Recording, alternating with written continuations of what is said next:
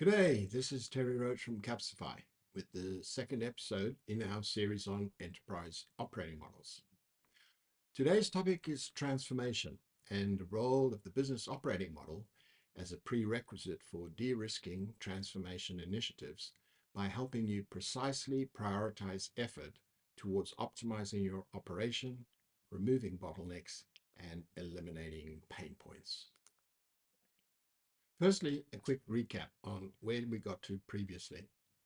In the last episode, we explained the two key foundation pillars of a business operating model, namely the capability map, comprising the operating model building blocks, and value streams, which are the scaffolds for coordinating capabilities in alignment with your business endeavors. We discussed how capabilities serve as anchor points for the operating model dimensions of people, process, information, and technology.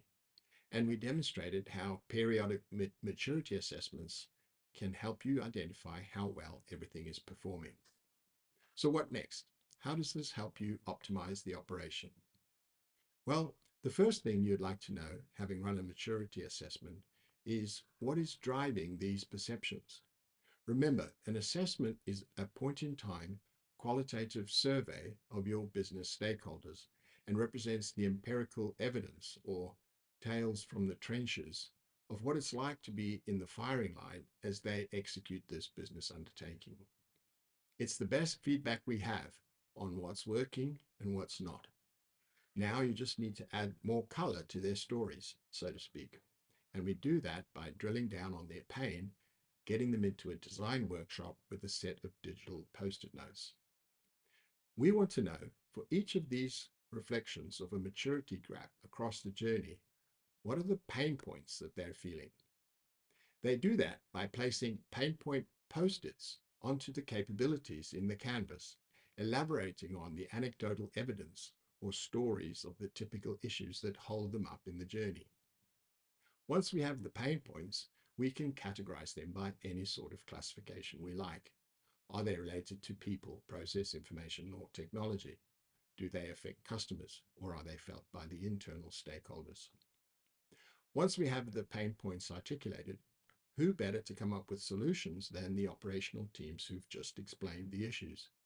What ideas do they have for how we could address these pain points? Which is, of course, the topic for another round of ideation workshops to capture their ideas and catalogue those.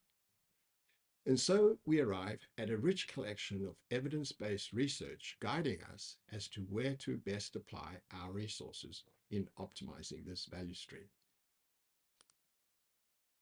So how does this all come together in a repeatable, scalable transformation methodology? Well, let's start by exploring the anatomy of transformation and how all these moving parts are connected. It begins with the operating model, which, as we know, is structured around the value streams as the scaffolds for the capability building blocks.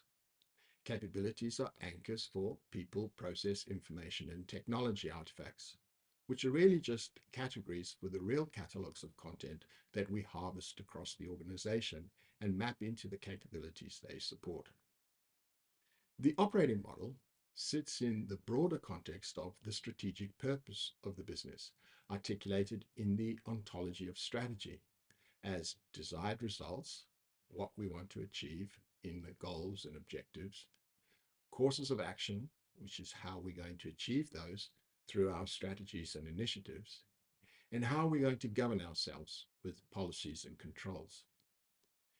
Downstream, we have the agile machinery of change, operating their very efficient, continuous agile release trains, which are entirely dependent on the mythical backlog, the Achilles heel of agile. It's entirely incumbent on the transformation leader, often now called the product manager, to ensure that the backlog is filled with the right stuff. Typically, we just jump straight from strategy to delivery in a planning session, handing out post-it notes with the instruction, innovate. But now we have a methodology. So how do we run a transformation initiative? Well, for each initiative, we create a new plan, aligned to the business strategy with a defined budget, desired business outcomes, and a roadmap of business milestones. We then align the initiative to the value stream that it's transforming. There's invariably a one-to-one relationship between initiative and value stream. With the value stream canvas in hand, we begin to design the change, conducting a maturity assessment, identifying the pain points, soliciting the ideas, and designing the features that implement the ideas. Then we package that up into work packages and feed the backlog with a perfectly aligned and prioritized scope of work. This methodology is baked into our platform through our capability-based planning pathway. The pathway serves as a context map illustrating how the various knowledge areas connect, as well as a methodology guide and a user interface to actually access the operating model content. Let's drill through to a value stream to see what a value stream looks like. Well, here's an example from the insurance industry for one of their key value streams, which is settling a claim. The blue chevrons indicate the value stream stages, which are tightly bound by entry and exit criteria, allowing us to precisely calculate metrics across the journey. We also indicate the participating stakeholder in each stage and the value item established as an outcome of the stage. The value stream is a great structure for applying performance metrics particular to the journey in question.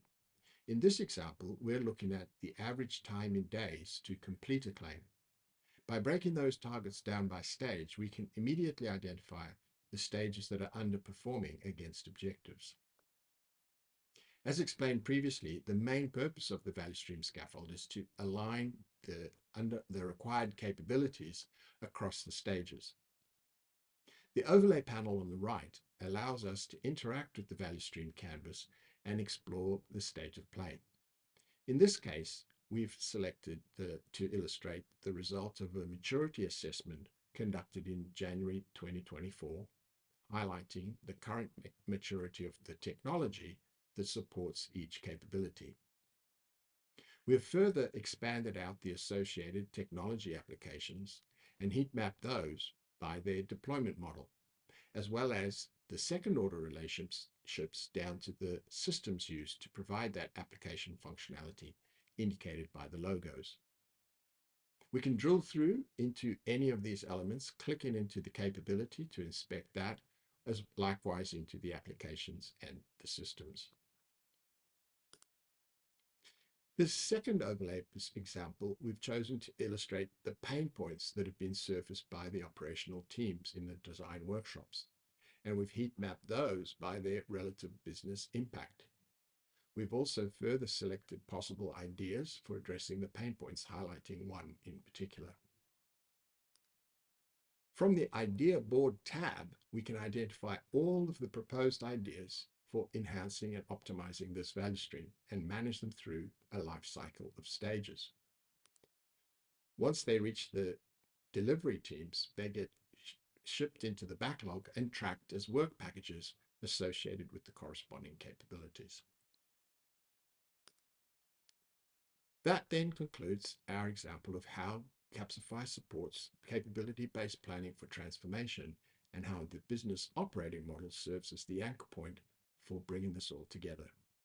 In the next episode, we'll focus in on innovation and how exactly we can apply a scalable, repeatable innovations approach across the business. Thanks for watching.